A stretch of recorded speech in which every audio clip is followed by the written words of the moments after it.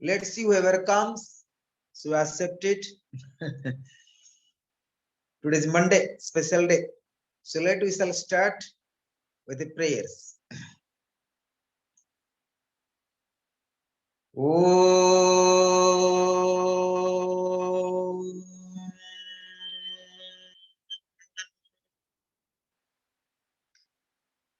Om.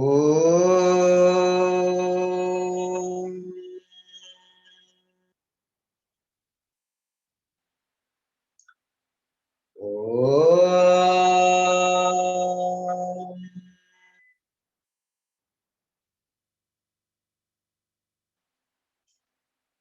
Om Sahana Vavatu Sahano Bhunaktu Sahaviram Karavavahe Tejasvinavadhetamastu ma vidvisavahe. Om Shanti Shanti Shanti. Om Gangarubhyo Namaha. Om Ganapataye Namaha. Om Aim Saraswate Namaha. Om Klim Kalikaye Namaha. Om Klim Bhadrakalli Namaha. Om Nam Durgaye Namaha. Om Hrim Namah Shivaya. Hari Om. Sankaram Sankaracharyam Kesavam Badarayanam Sutrabhasa Vande Bhagavanto Punaha Punaha ईश्वरागरुडात्मेते मूर्तिभेद विभागिने व्योमवद्व्याप्तदेहाय श्रीदक्षिणामूर्तये नमः। ओम शांति शांति शांतिः। ओम नमः शिवाय गुरवे सच्चिदानंदमूर्तये निष्प्रपंचाय संताय निरालंबाय तेजसे। ओम शांति शांति शांतिः। ओम नमः ब्रह्मादिभ्यः ब्रह्म विद्या संप्रदाय कर्तव्य नमः ऋषिभ्यः नमः गुरुभ्यः सर्वप्लवरहितः प्रज्ञानघनः हृदयर्थ ब्रह्मेवाहमस्मि ब्रह्मेवाहमस्मि ब्रह्मेवाहमस्मि। ओम शांति शांति शांति। गुरु ब्रह्मा गुरु विष्णु गुरुदेव महेश्वरः गुरुः साक्षात् परं ब्रह्म तस्मै श्री गुरवे नमः। अनेक जन्म संप्राप्त जन्म कर्म विदाहिनः आत्मज्ञान प्रदानेन तस्मै श्री गुरवे नमः। ध्यान मूलं गुरु मूर्ति पूजा मूलं गुरु पदम् मंत्र मूलं गुरु वाक्यम् मुस्य मूलं गुरुः कृपा। ओम शांति शांति शांति। हरि ओम। ओम नमः शिवाय। So today once again we are here to study Shiva Sutra, Shaivism, and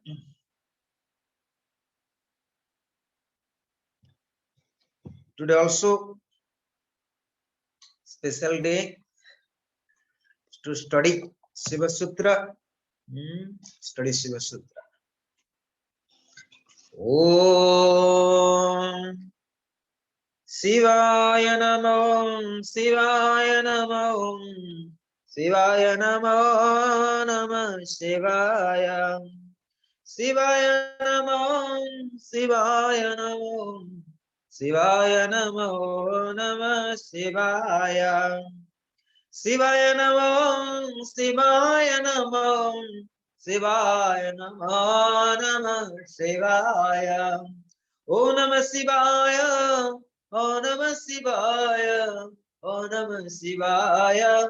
Om Namah Shivaya. Shivaya Namo Shivaya Namo Shivaya Namo Namah Shivaya. Om Namah Shivaya.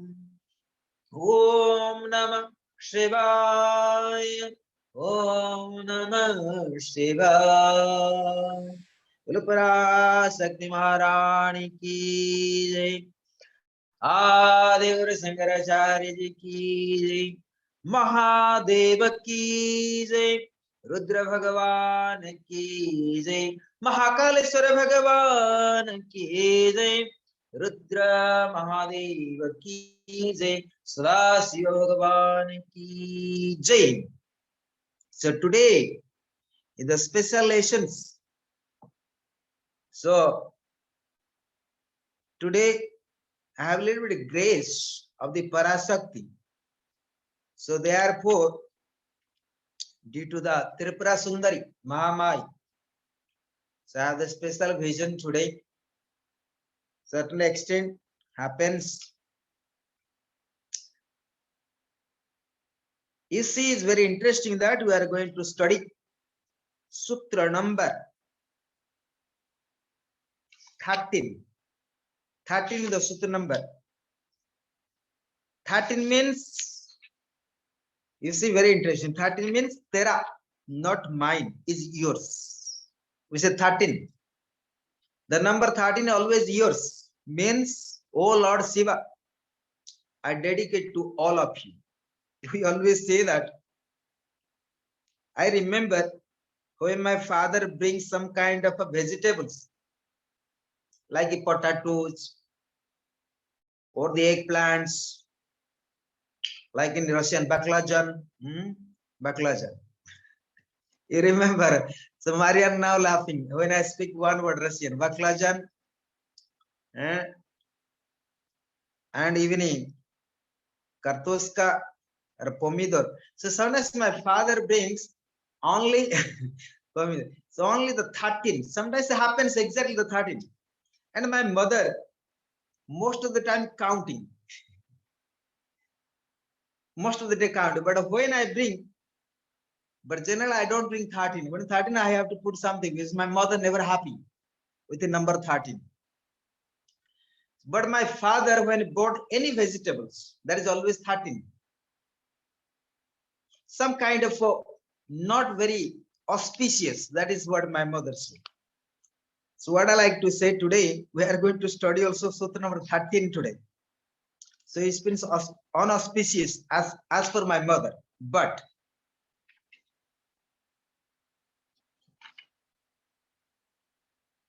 we have to understand, we have to dedicate to Lord Shiva.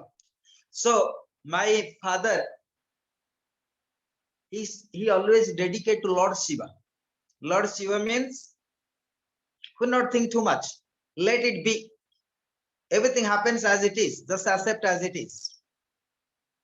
Because the Lord Shiva, why he not bother himself? Because he know the truth. What the reality, what the unreal. And what the real, what the unreal. And when something unreal, he fix it. And when something real, he accept it. Right? When something unreal, he fix it.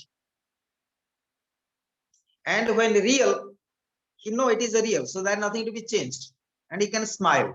But does mean Lord Shiva is the carelessness? No. He must be clear.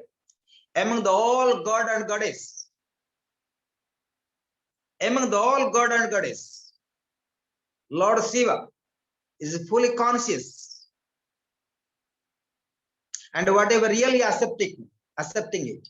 And whatever unreal, he fix it, not accepting it.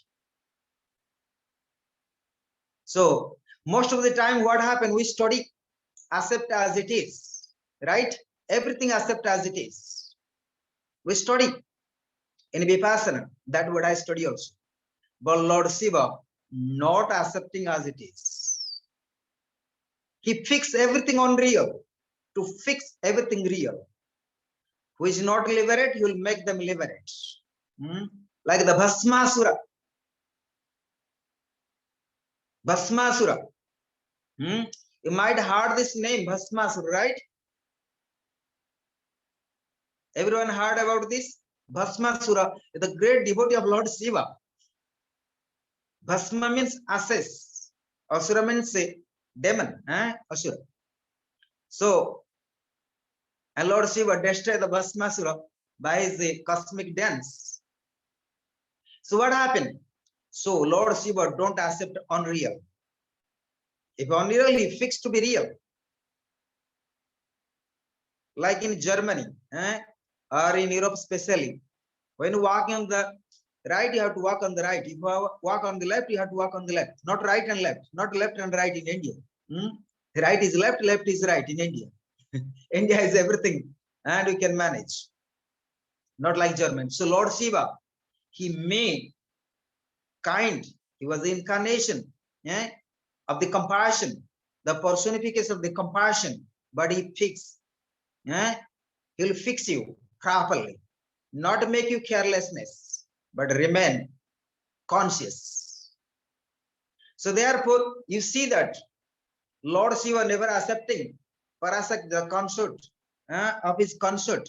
When Mother Parvati, the Parasakti, did many wrong things, Lord Shiva never accepting that. Him fix even to Parasakti, Mother.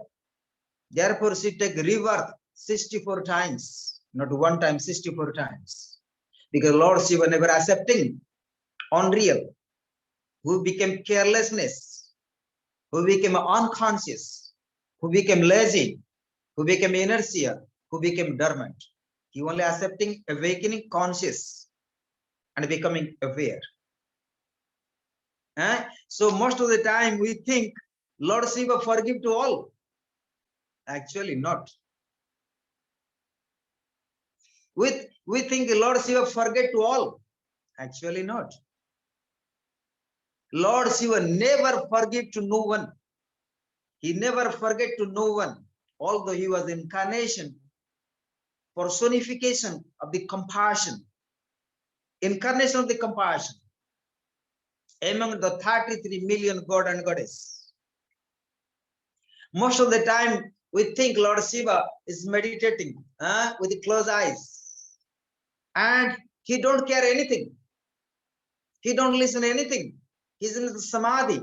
But you must understand, who is in samadhi, he always aware and conscious. He remain aware and conscious. How a person in samadhi to be carelessness. Sometimes we think, oh, Lord Shiva, he forgive to all. Actually not in the fact. Like Mother Kali, Mother Kali, Adi Shakti, she never forgave to no one, although she was also source of final liberations. So therefore, just I bring into your consciousness. Like therefore in India we say, let Lord Shiva have the all devotees. Anyone can devotee of Lord Shiva. And Lord forgive them. Lord Shiva forgive them whatever they do mistakes. In fact, not. In fact, not. Of course, everybody devoted their own way to the God. Sometimes people ask me, which kind of God you are devoted? Especially not the close disciples, but a stranger. I will say that, look, whom I dedicate in my life, whom I dedicate or completely surrender to God, I don't need to explain to you because you are not going to understand, because that consciousness, you don't have it. So always I say that I dedicate to God, I surrender to God, whom I love, whom I trust completely. But of course, I give the answers like we're in this platform, because my life I dedicate to Lord Shiva completely. But I never think Lord Shiva going to forgive me all. Whatever I do mistakes, no, never. He does give me punishments every moment in my life if I do any mistakes. So therefore in India, people say that, let's smoke chilam, let's drink alcohol, Lord Shiva will forgive.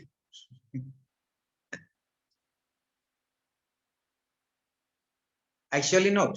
So Lord Shiva, who is remain aware and conscious. Either he's close eyes or open the eyes. Sometimes we see if you close the eyes, then we don't see anything.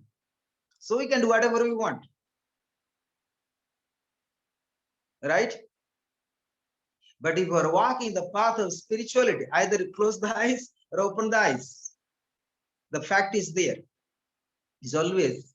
You can, if you are conscious, you can see either close eyes or open the eyes. We can see the fact. Similarly, the Sutta number 13, the story, again I have to go back to my mother. So 13 number, in India we call it Tera. Tera means Tera. Tera means years. One of our Prime Minister, Vajpayee, he was 3 times Prime Minister. And he stayed 13 days, 13 months. Exactly 13 days he was Prime Minister of India. Only 13 days. After he was 13 months or 13 weeks. 2 times. But 3rd time, he was remain for 5 years to be a Prime Minister of India. So what I mean, so when you completely surrender to the Lord Shiva, because according to this context, because today we study Shaivism. So when you completely surrender to the Lord Shiva, even there is some difficulty in the life, obstacle in the life, you have to take as a blessings, as a grace. If you dedicate, if you surrender, so one day you can reach the destination, not as you wish, as decided by the Lord Shiva.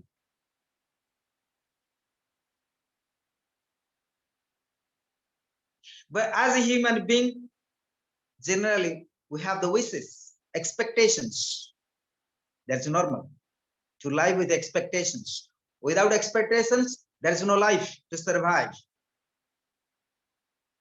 Without expectation, you will die. No doubts. So you need minimum expectations to survive. Without expectations, you're never going to survive. Without plans, you're never going to survive. Without programs, you're not going to survive. Like without programs, the computer not run. Right? Without programming, without projects, sometimes we think, whatever comes, we have to do. No, we have to have some programs in material world and with a complete surrender to the divinity. That is very important. So therefore, the topic is 13 means complete surrender to the Lord Shiva, to the God Almighty, to the unknown consciousness. Then we can accept both as the real and unreal, but we must learn how to fix the unreal, because our aim to achieve the real, right? Achieve the truth. So therefore, if we accept everything unreal as it is, but how can fix the, how can achieve the real?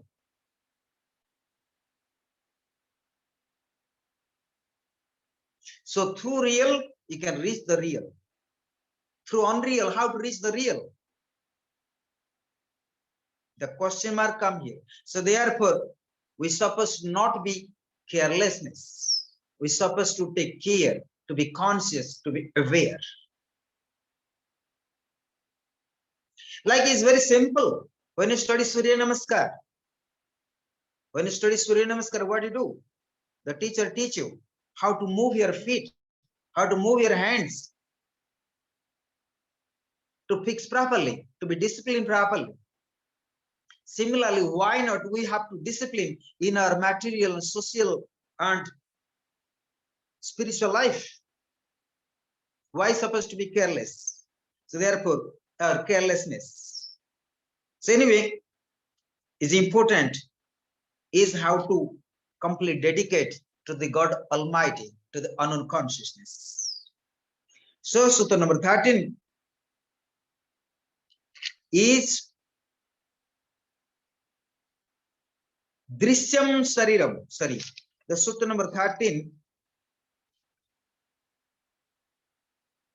Icha Shakti Taruma Kumari. Icha Shakti Taruma Kumari. Very interesting sutra. Icha means the willpower. And Shakti. Shakti translate as a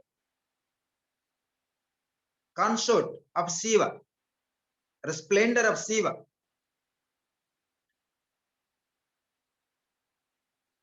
And Taruma. Uma means here two things. So Ma means Lakshmi. And U means Shiva, the splendor of Shiva. And Kumari, the virgin goddess. Icha Shakti Uma Kumari. This is sutra number 13. And here you are going to realize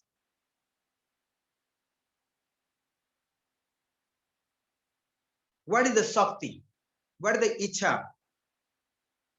They say that here the willpower of a yogi, I mean the willpower of the sadhaka, willpower of the aspirant, willpower of the devotee of Lord Shiva, who is communion with Shiva, is Uma and who is Kumar. Very interesting that. Sometimes he say that I am a great devotee of Shiva. By the grace of Shiva, I am in the Shiva Loka. Actually not. Not by the grace of Shiva you are entering the kingdom of Shiva or the Shiva Loka, or to realize the Shiva consciousness or the Vairava consciousness. No. But by the grace of the Parasat.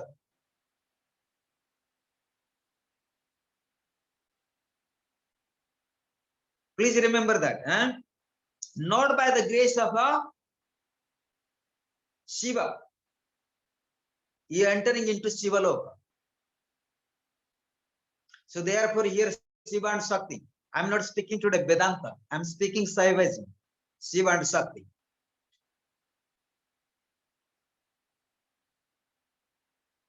It must be clear. Again, according to Srividya, according to Sandara Lahari, without Shakti, Shiva can't create anything. So therefore here, this sutra, Icha is the Icha is the Shakti. Icha Shakti, Uma Kumar. So by the, what is the willpower of yogi? Willpower of yoga is nothing but the Parasakti. So you can see that the grace, by the grace of Parasakti, then only we can communion, we can communicate, we can merge with the Shiva consciousness. Here Shiva consciousness is called Sadasiv, the eternal Shiva. Lord Shiva have the many forms. And we also accepting the form of Shiva as per our own consciousness as well. Or what is our own consciousness we are accepting Lord Shiva? As per the grace of Parasakti. Depends what kind of a consciousness you achieve by the grace of Parasakti. If you go to Tantric science, if you go to Kundalini science, then which chakra you are awakening, what kind of consciousness you are awakened, and master of that consciousness. And through that consciousness you are achieving or accepting or communion or communicate the consciousness of Shiva.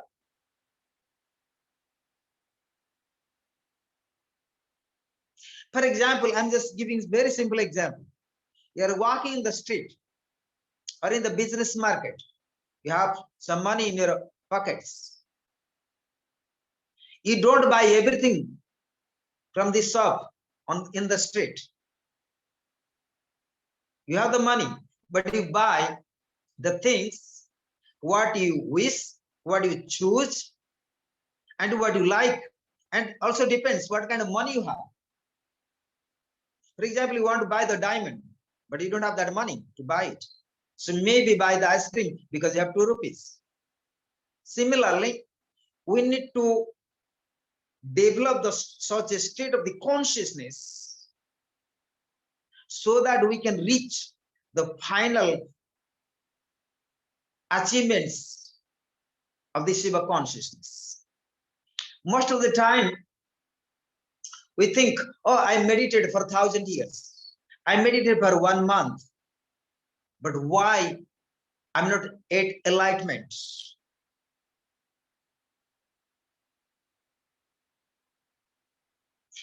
Like some days before, Shiva was asked why sometimes mind becomes scattered, sometimes stable. Similar things. So depends what kind of a consciousness we have. And according to the consciousness, we can achieve the another consciousness. But here, as per the Sutra number 13, Ichha Shakti Uma Kumari. So depends what kind of grace of the Parasakti you have.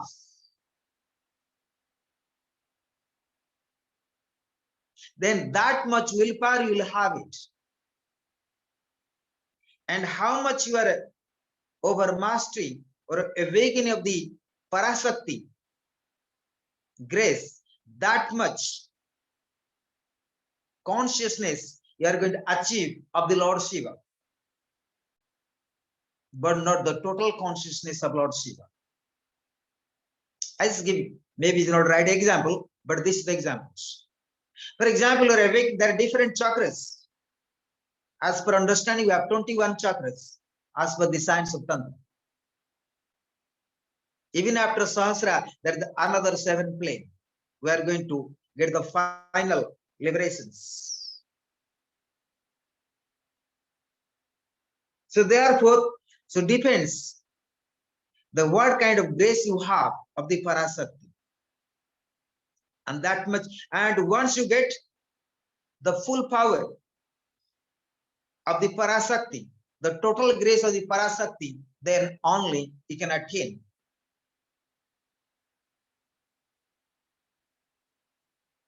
the consciousness of Shiva, Chaitanam Atma. So what is the aim of a Shaivism?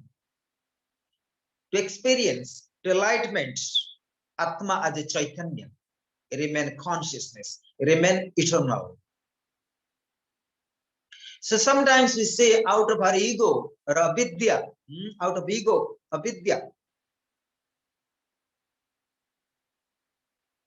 What do you say? I'm enlightenment. Or I achieve the truth. Or I have the lights and colors. I can travel to astral plane. I have these powers. Right? Or I have this knowledge. Or I have that knowledge. I can read all scriptures, all sastras. I can meditate for 10 hours. I can chanting mantra for many hours. I have this siddhi, that siddhi, this miracle. But it must be clear, without grace of Parasakti, you cannot continue. You can't continue whatever you achieve in this life.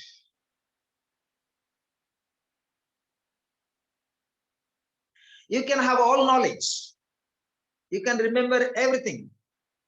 But within like this, you lost all the memory. And that you experience in your life as well. You see in the social life.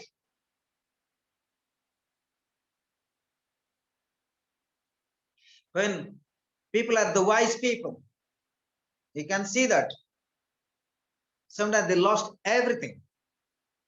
Lost everything. We can lost. It means without grace of Parasakti, we can't achieve nothing. So this is the sutra number 13. So number 13, the sutra number, you must surrender completely to the divinity, to the Parasakti, Uma.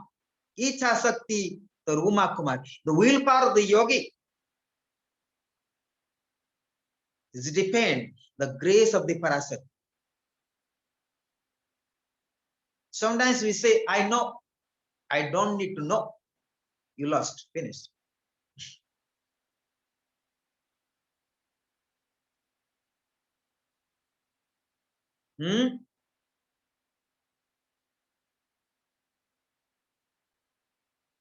Yes, please.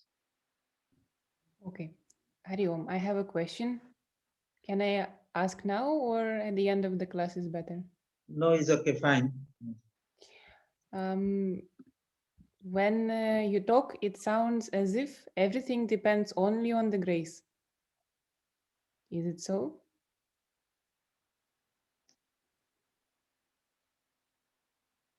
Please complete your sentence.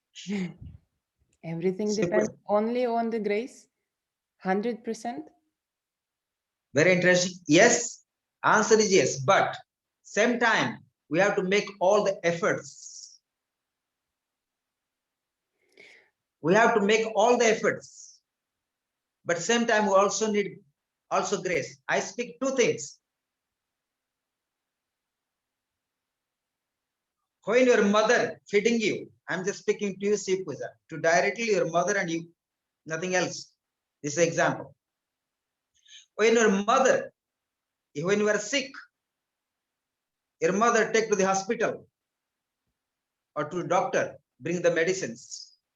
When you come back to home, when you are on the bed, she try to give the medicines to you, but same time, she have the grace, she have the love, she have the compassion, the kindness. The medicine alone not helping you to be healthy, but especially mother when giving to child. So your mother will have the grace, will have the love, will have the kind. My child has to be healthy. So medicine, she went to hospital, this efforts. She take you to hospital, show the doctors. Even bring the medicine, that is not enough. Only efforts are not enough. But what mother put inside? Her grace, her compassionate to you, her kindness, her love. These are called the grace. The goodwill, the good wishes. That is very, very important. Medicine alone not make the healthy. But what you do in technical world today, in the material world, we think all techniques can work to the enlightenment. Does not work. No techniques in the world is going to helping you to be enlightenments without grace. So both are is very important. We make the efforts. Am I clear this example now? That is what I have been experienced. I just give one example. It was the time I studied something as a very private to speak with my guru about brahmacharya. Sometime, long time, when I was very young, 18 years old. And he invited me very privately. So okay, so I'll teach you very secretly. But the techniques are not important. Even if I study all the technique, it does not work. Grace is very important. And he come to me. Techniques are there, but the diet's also very important. Sometimes we practice many yogic techniques, but diet's not there. Somebody not taking care of you. He should taking care of me every steps. Not only the techniques, how the technique is works, how the mental conditions, how the physical conditions, how the emotional conditions, you are checking with me. So that is called grace. When you people study many techniques from the masters, why master want to ask you and to clarify what technique or practice, where you are, need to correct this way, need to correct that way. But sometimes we think 1 + 2 is 3. That we just go ahead with this. But sometimes you don't know 4 - 1 is 3 as well. 0 + 3 is 3 also as well. 3 × 1 is 3 also as well. But this technique, we don't have it all the time. So therefore, technique is techniques. Grace are very important. Am I clear that?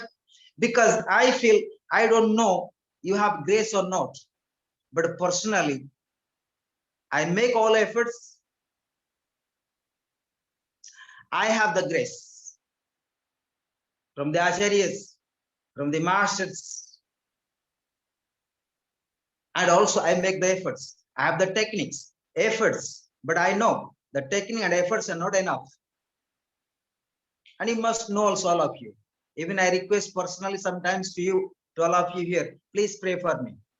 Certain things. Why? Because prayers are the good wishes. Prayers are the waves of the energy as well.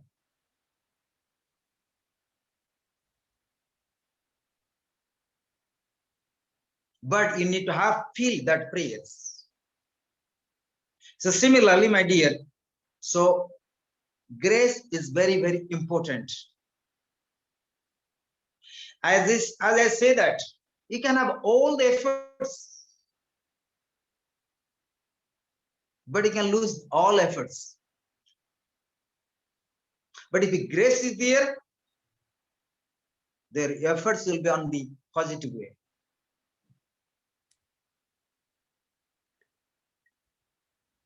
But Swami, Am I clear that? it sounds as if grace is not a subject for everyone. It is supposed to be that grace is flowing out for everyone equally. No, grace is for everyone as well. But we have to make that efforts to be blessed, to have the grace. That is yes. I don't mean grace is universal.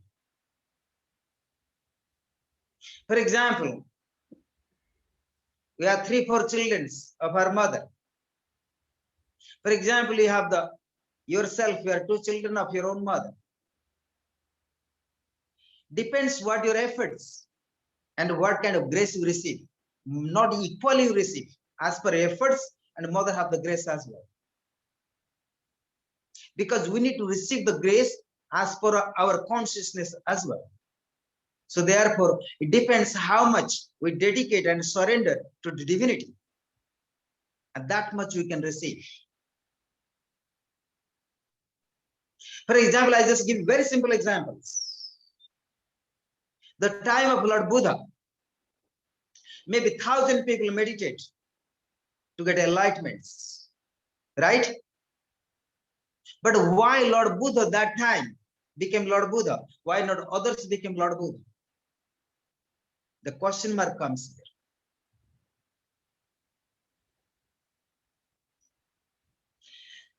here. I give example. When age of 18, I left the home and came to Himalayas and to Rishikesh. First time I saw the Ganges. I traveled different part of the world, but always I return to the Mother Ganges, to the Himalayas.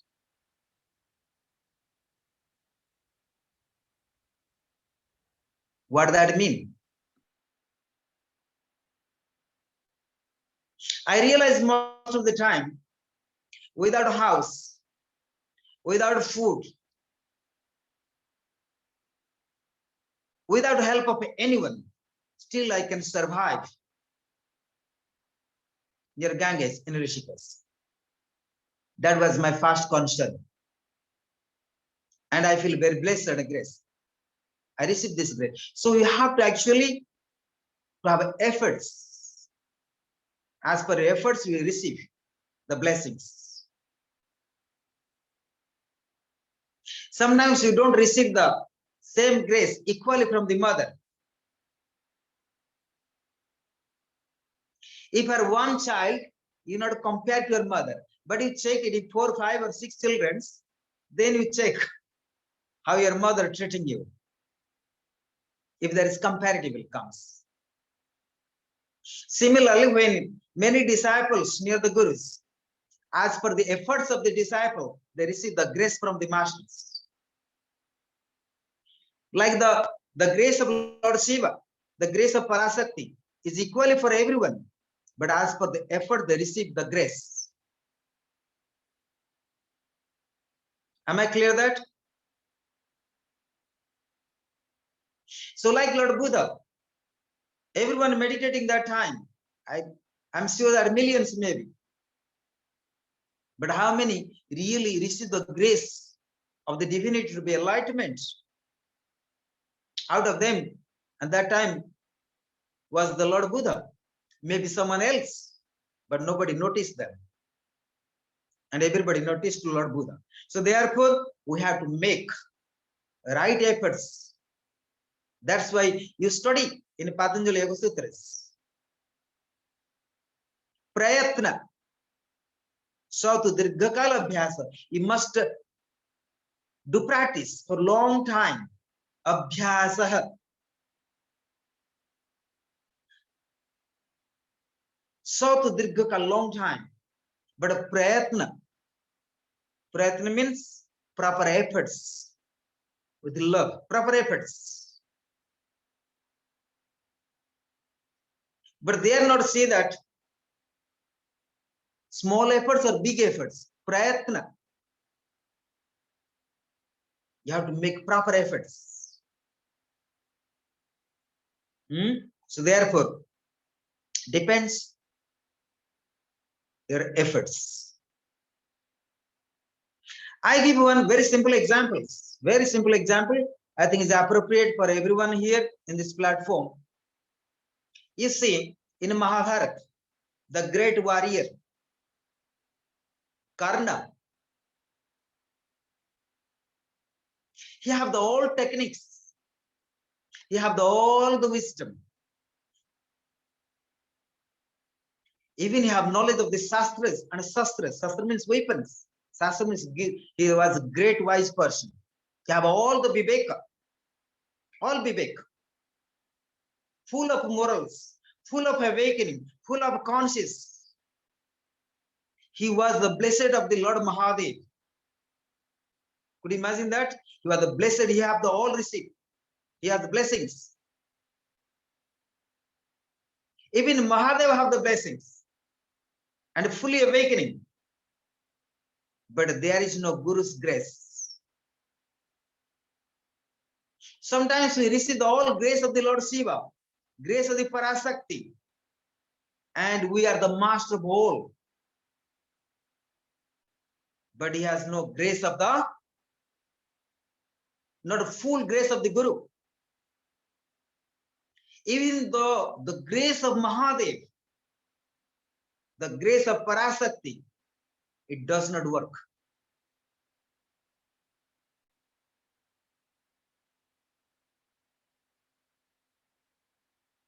So question mark comes.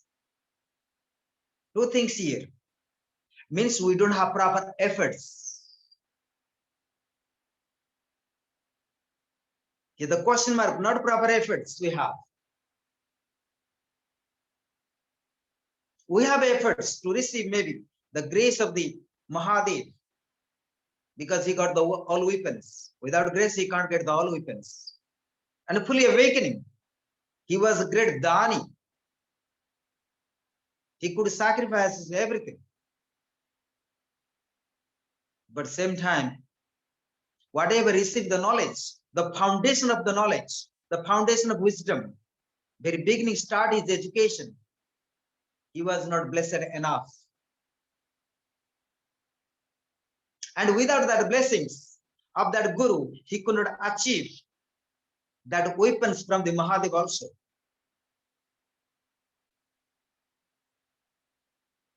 Most of the time, we receive many things, but we forget our root, the foundations. Then we can lose everything in the future as well.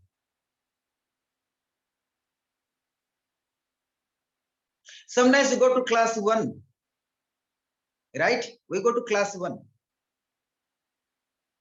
We receive all the knowledge, A, B, C, D, F, G, H. But when you study postgraduate, we never even respect the class 1 teacher.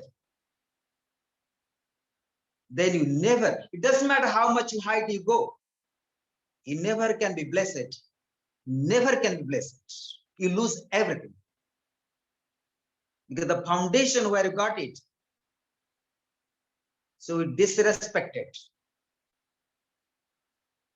Then you never can be, it doesn't matter how much grace or blessings you receive, you lose everything. That means we not make the proper efforts. We make all efforts, but not proper efforts. I'm just giving examples of the Mahabharata. So therefore, Karna was one of the great warriors. He have not proper efforts. So like that, so when walking the path of Lord Shiva, especially Lord Shiva, but without grace of Shiva, you can't have right masters as well. Interdependence again here. The question mark comes here. We need proper grace also to have the proper masters as well. Anyway, so two subjects here about grace. I'm speaking to the grace. Question mark is the grace. We have the efforts, but we will not have the proper efforts. Right? So we have to understand a little bit what are the good efforts, what are the proper efforts, what are the positive efforts. Then we put together the grace and the efforts, not the negative efforts. I'm not speaking positive efforts. I'm speaking about proper efforts. Fully aware, fully conscious. So efforts and grace, we need together proper efforts in order to entering into kingdom of the Lord Shiva, the unknown consciousness. So therefore, very beginning, we had a proper efforts, the grace of the Parasakti, Icha Shakti Uma Kumar. So please check the sutras and you can have a little bit of homework, number 13. I'm not speaking you some lectures here. These are Shastras. Shastra means most of the time you have to remember again and again and again and again. Like we study mantras, like Om Namah Shivaya, we chanting again and again and again. Right? So similarly, especially in Shaivism, Shiva Sutras, very powerful sutras, powerful. Because this also Shiva Sutra, and later also I'll explain how they coordinate with the Vijnana Tantra. Very interesting that. So Icha Sakti Uma Kumar. Yoginaha Para Bhairavatam Samaparnasya Ya Icha Sa Sakti Ruma. Pairava Para Meswari Swatantra Rupa Sacha Kumari. Vishwa Sarga Sahara Krida Para Kumar Kridayam Iti Pathat. Just I forget one thing to give you examples today. Today, whatever I'm the height today reach in my life, I always feel the grace of the masters. You know, this time I went to Bihar School of Yoga. I know they wrote me letters, don't come. I mean official.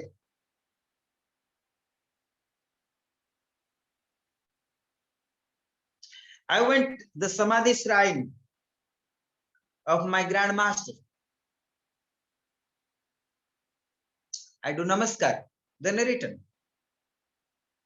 Outside, they don't let me in. I know whatever I achieve in my life. I have many teachers, many acharyas, but I don't call them guru. Guru and acharya, two different things. As per the parampara I am following, the tradition I am following, it is unknown to you because you are not from this culture, currently physical. Might, by spiritually, you are part of this culture. If you a little bit intuitive, although you was born in Europe, and we are born in here. So I'm not speaking in a spiritual point, but I'm speaking in the social point of view. As per the Sannyas studies Sanatana Dharma, there are Diksha and Siksha, two things. I receive many kind of knowledge with the different teachers. They are called acharyas. They are not the gurus. Guru only, as per the tradition of Vedic cultures, as per the Upanishads, as per the Shruti Jnana, there's many kind of jnanas. But Shruti Jnana is the highest because it's coming out of revelations. Not only the intuitions, not the intellect, not the senses, not the mind, not the matters. It's the science of revelations, which is unknown to us, is only from the rishis. So as per the tradition of the Shrutis, Sanatana Dharma, in India, we have 1,000 traditions as well. Principally 6 classical schools. As per our understanding of the Vedic culture, Sanatana Dharma, the sannyas is the final initiation, and that we accept as guru. And all will be the acharyas. Doesn't matter what kind of sannyas initiation you take it. That we call final gurus. But of course, everybody accepts the guru as per their consciousness, as per their understanding, as per their concepts. I'm not going to the details, but this kind of discussion only happens with the wise disciples, between the wise disciple and gurus, as per the Shruti Jnana. And that is the final guru. So therefore, I took different studies, even mantra initiations. But when I get into sannyas, that we stamp as a final gurus.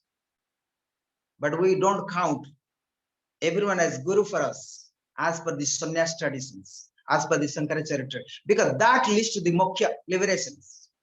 But again, you can say that is a concept, is a thoughts, it is a belief, is a tradition, it is a parampara. Of course, we can have argument.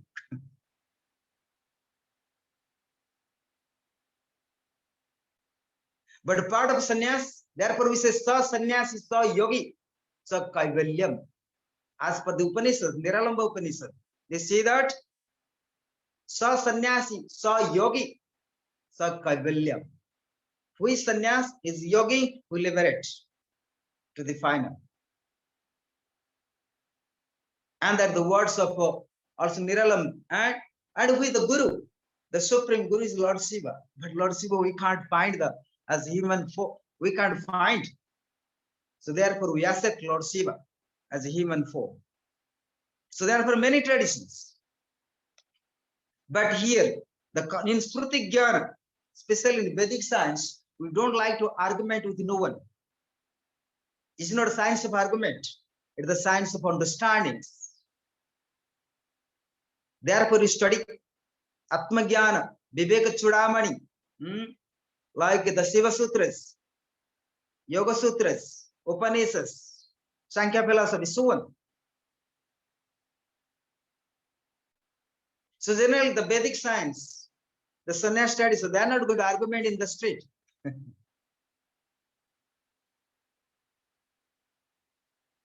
And when I used to go to traditional monastery, before I am going to have tarka with the gurus, you have to actually sit down for 12 years to study there. Then you can something argue. Because Shruti Jnana, you need to listen again and again and again and again and put into that meditations. The revelations comes. Because sometimes our mind is unable to understand properly. But if you're listening it again and again and again, and meditate on that, and you really going to understand without intellectual understandings, but you are going to understanding, you are going to understand in depth level of your experiences. I remember today, when I was traditional monastery, I was unable to speak properly Hindi. I used to study Sanskrit words. I was unable to understand nothing about Sanskrit. But I used to join the Sanskrit class. But I asked that guru, can I sit in the Vedanta class? No, you have to have minimum knowledge of the Sanskrit. But again, ask me, is it possible? Can I listening? Because already I listening something in English about Vedanta. So I understand some intellectual. So he let me to allow. He let me, okay, you can join. But you can join. But then Guru say that, the Acharya, he said that you are not going to understand nothing. He said that I know I'm not going to understand anything. But can I sit down there to listen some? But finally, by his grace, okay, Yogiraj, he always called me Yogiraj, the king of yoga. When I was small, 19, 20 years old, then I went there. I used to listen to them, but I don't understand nothing. Nothing. But I love to listen. The mantras, how they chant. I love the vibration of the Sanskrit. All Upanishads, Brahma Sutras, Gitas, very interesting because I know this is Shruti Jnana. So I read somewhere, if you listen these mantras from the Acharyas, but one day you can reveal this knowledge. The sutras I'm reading today, I never read these sutras in my whole life before, intellectual or physical. But today I can understand what it is. Icha, the willpower, Shakti, the Parashakti, Uma, the mother, Kumari, the virgin. But it was the time I was unable to understand such words. Because when listening again and again the Shruti Jnana, naturally you can reveal the meanings. But takes long time. But sometimes you like to get answers intellectually.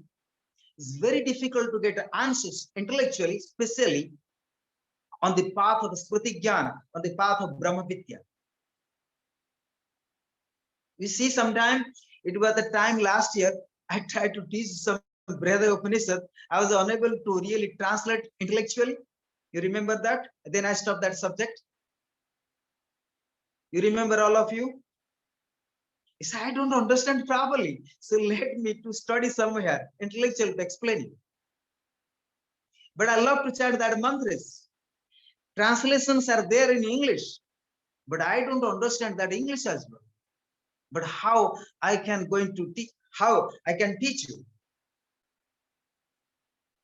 Am I clear that? But sometimes Shruti Jnana, you need to more meditate. More meditate. Then we are going to understand yourself, and then you are going to understanding. Then you are going to teach your students or disciple and so on. So Shruti Jnana is very, very important. Shruti Jnana is all about the revelation of the truth. Am I clear that? But the truth you will experience. No one going to experience. But again, the question mark comes, if I am experienced, so why need grace? Why need efforts? Sometimes we understand that even in Veda, the Shruti can say not enough, not enough, not enough for the Brahma Gyan. But still we study Shruti Gyan. Why?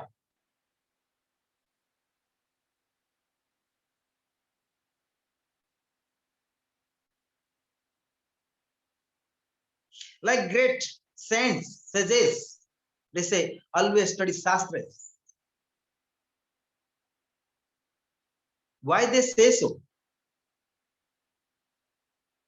Even in the modern society, 21st century, you ask your friends and colleagues, even your own students, I don't need guru. I don't need master. I don't need teacher. Even they study with you as a teacher, you are the teacher for them. You teaching Asana class, for example, Asana class. Even your own student not going to accepting as a teacher. Out of ego, I don't need teachers.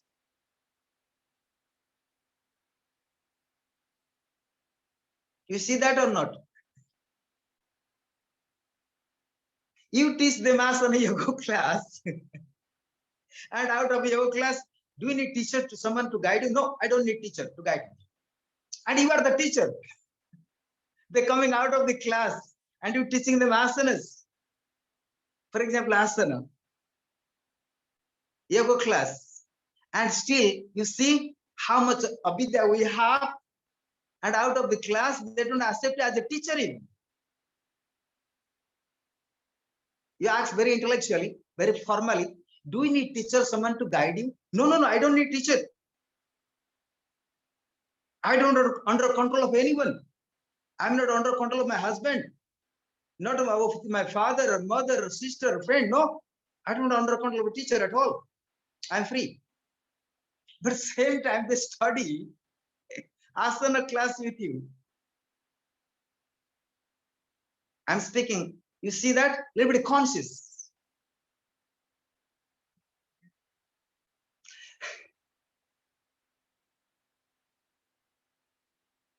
Am I clear that Atman, especially, he may have some experience with his own students? Atmanan? No, I never had students who knew anything better than I, but I was the student who thought he taught better than my teacher.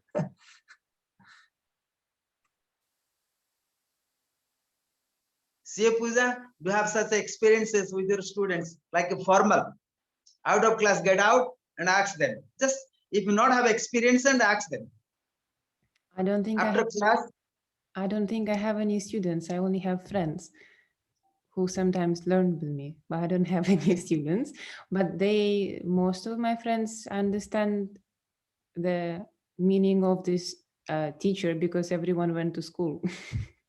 So they understand. We need to learn with someone. Then the meaning of a guru and shishya is a different thing. Maybe they do not understand, but it's okay. They don't have to. If they don't understand it, they're also not searching for. So it is okay for them. I never, whoever I taught, my friends, I would never advocate not to have a teacher or a guru. This I would never say because the subject didn't come even.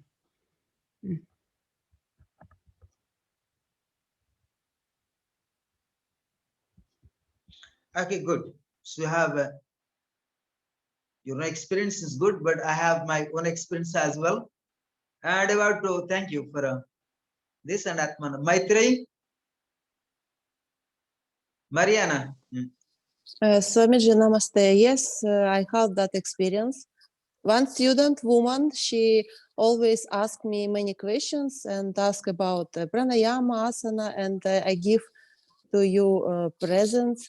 I give one yoga book and also many presents and so many time we spend together, and I try to give more explanation about practice. And after she started to feel angry, and she told, please, I don't want practice yoga, I don't want practice asana with you.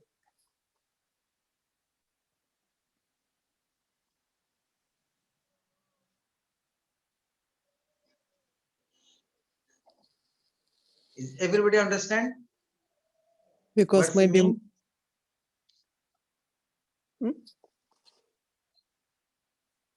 Atmanath, did you understand what is Mariam said? Yeah, I think 5 minutes, then class will go on.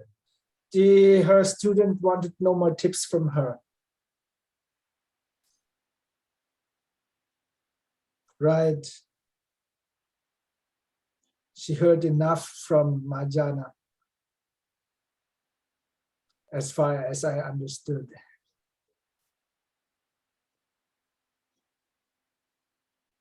Shipuja, what you understood? I don't understand properly. So Ah, therefore ask me Same. So there was a there was a student of Mariana, and at some point Mariana kept on giving her do this, do that, read this, read that, and then the student felt like she or he didn't want to do that anymore. So this person just said no, enough. So that's it. Very simple. Okay, so anyway, you are the student, you are the teacher in this platform as well. So, and I myself, I was the teacher, I was the student. And I have the guru and I was the disciple. Today I am the guru for some and disciple also of my own guru. So I am actually currently give more importance with respect with the modern education of student and teachers. But today I'm the path of guru disciple relationships, the path of a revelation knowledge. Revelation knowledge only one can imbibe if there is a good samskaras. As you say that, of course, we cannot advocate guru or a disciple or guru or sishya to others because it is the science of a intuitive and revelations. Intellectually, we can accept as a teacher and students, but to accept guru and disciples, guru and sishya is the consciousness awakened, that consciousness known as revelation, the intuitions, and particularly. So therefore, there is many kind of knowledge, but generally, we accept guru as, again I repeat, as per the Sanatan Dharma, as per the Vedic cultures. So very rare people walk in the path of the revelations. So very rare people have the guru and disciples. Very rare. Because everybody not accepting, I would say, not accepting the Shruti Jnana, the revelations, the enlightenment. But of course, one can enlightenment anyway. There is no particular concept to be the enlightenment. But as per the Shastras, you understand, there is no concept how to be enlightened. Right? There is no concept. But as per the Shastras, as per the Vedic perspectives,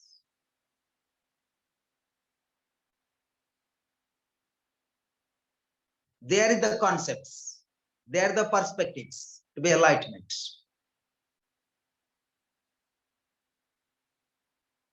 So everybody is free to follow the path of enlightenment. But so far concerned the Shastras, as per my perspectives or according to my own samskaras, I love to follow the path of revelation, the Shruti Jnana, the Guru disciple traditions. And everybody is free to follow their own way. And again, as per the Sutra number 13, so by the grace of the Parasakti, one can reach, one can communicate to Lord Shiva. And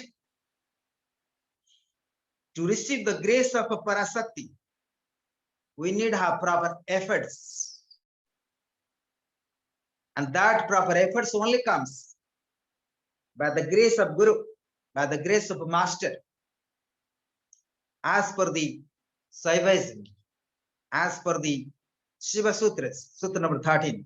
So therefore Kumari, Kumari the virgin. So, I'm going to 2 words, then it's finished. Sorry, 2 sentences. The willpower of the yogi who has reached the statue of the highest Bhairava is Uma. Very interesting that. You see, the willpower of the yogi who has reached the statue of the highest Bhairava is Uma. So Uma is the Parasakti. And willpower is the Uma, the goddess, the Parasakti. So it means we can attain the highest consciousness of Bhairava by the grace of Uma, by the grace of Parasakti. So we have to understand a little bit intellectually, forget practicals, intellectually, how we can receive the willpower being a yogi. So that only comes the highest Swatantra Sakti of the Lord. The Sakti is Kumari, intent on the play of manifesting the universe and finally withdrawing it within himself, herself. The interpretation is based on the root of Kumara of the Unadi class, Kumara, the meaning to play. Swatantra Sakti is ever-present I consciousness of Shiva, which is absolute free, is knowing and doing everything.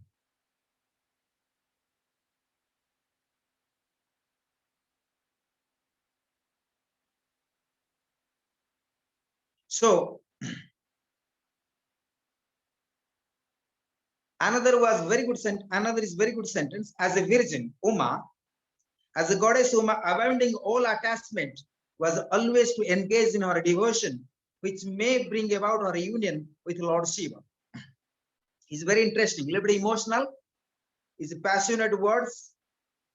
They say that Uma, the virgin goddess, the Parasakti, abounding all attachment, was always engaged in her devotion, in her love or dedication, which may bring about her union with Lord Shiva. Even so is the will of this yogi. Interesting that it's the attachment. Parasakti, the attachment with the Lord Shiva. So therefore, she take rebirth 64 times and became union with Lord Shiva. So he called attachment, the word they put attachments. So therefore, very interesting. In Khemaraj, very good, nice commentary. In Khemaraj, they interprets the sutra from the standpoint of Veda or the difference. This is in accordance with the Anupaya, it's different commentaries. Or as Virgin Uma, abounding all attachment, was always engaged in her devotion, which may bring about her union with Lord Shiva. Even so is the will of yogi, will of this yogi. My revered teacher found this reading also and interpret it in this way also. This reading would be Yoginaha Ichha Kumari Uma Sakti. Ichha Sakti, Ichha Kumari Uma Sakti. So here is very interesting that so Uma, the Parasakti, She has so much love with Lord Shiva, and that brings attachment.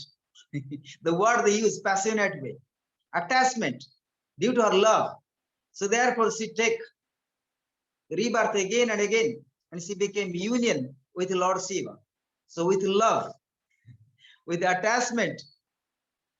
So Parasakti have the attachment with Lord Shiva, love with Lord Shiva. So therefore, she was taking rebirth again and again to be union with Lord Shiva, nothing else but Lord Shiva. So am I clear that now? So yogi, to be yogi, so you need to have devotion, or you can say love, or the attachment. Attachment not good words, but here the commentator is attachment, due to attachment, due to love of the Parasakti. She became again and again and union with Lord Shiva. Select, and you have devotion to the Parasakti, dedicated to Parasakti, and receive the grace of Parasakti in order to attain the Shiva consciousness, in order to attain the Vairava consciousness, the highest consciousness is nothing but the total liberations, total freedom from the karmas, from the bondage of karmas. So thanks to all of you. Today, we shall chant Santipat. Do you have any questions now? Anyone? I think already we have many question answers already. So please sit down comfortably. Close your eyes for 2 minutes.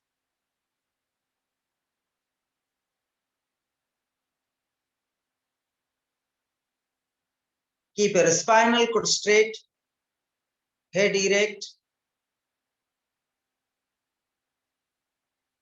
Observe silence for a few minutes.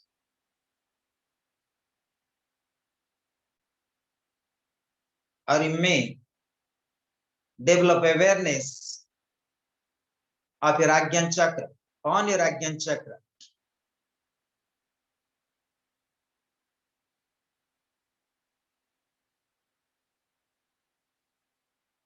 Witness of the silence.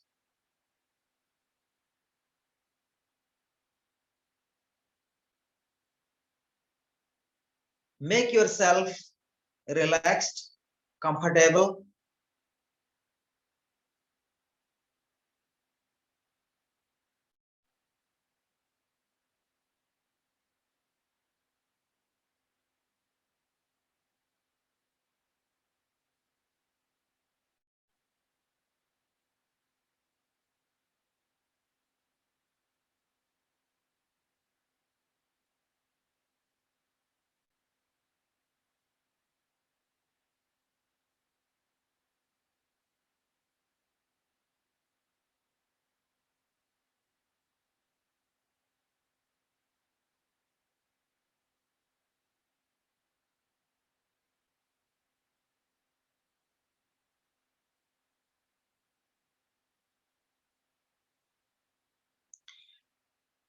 Gently bring your attention, your breath, 3 times Om mantra all together with me.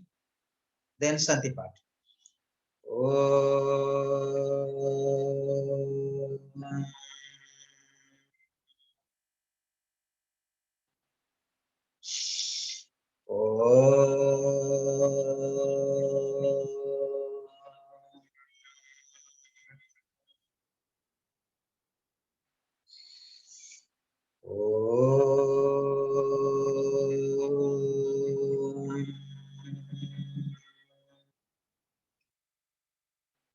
Om Purnamadah Purnamidam Purnat Purnamudachyate Purnasya Purnamadaya Purnameva Vashishyate. Om Shanti Shanti Shanti. Om Sankaram Sankaracharyam Kesavam Vadarayanam सूत्रभासकृतो वन्दे भगवन्तो पुनः पुनः। ईश्वर गुरुरात्मेति मूर्तिभेद विभागिने व्योमवद्व्याप्त देहाय श्री दक्षिणामूर्तये नमः। ओम शांति शांति शांति। Please repeat with me all together. Om lokaha samasta sukhino bhavantu for 5 times. May all beings be happy, be liberated. Let us establish the truth and destroy all the demonic and asuric energy. Om lokaha samastaha sukhino bhavantu. Lokaha samastaha sukhino bhavantu. Lokaha samastaha sukhino bhavantu. Lokaha samastaha sukhino bhavantu. Lokaha samastaha sukhino bhavantu. Let 3 times Mahamudra mantra and dedicate to Lord Shiva. Om Trayambakam Yajamahe Shugandhim Pushtivardhanam Urvarukam Yabandhanam Mritarmasyaamamritam. Om Trayambakam Yajamahe Shugandhim Pushtivardhanam Urvarukam Yabandhanam Mritarmasyaamamritam. Om Trayambakam Yajamahe Shugandhim Pushtivardhanam Urvarukam Yabandhanam Mritarmasyaamamritam. Om Shanti Shanti Shanti. Om Nurubhyo Namaha Harihi Om. So, Mahamaya ki Jai, Bhole Baba ki Jai. Bolo Namah Parvati Pate Har Har Mahadev. So thanks to all of you. God bless you all. Thank you.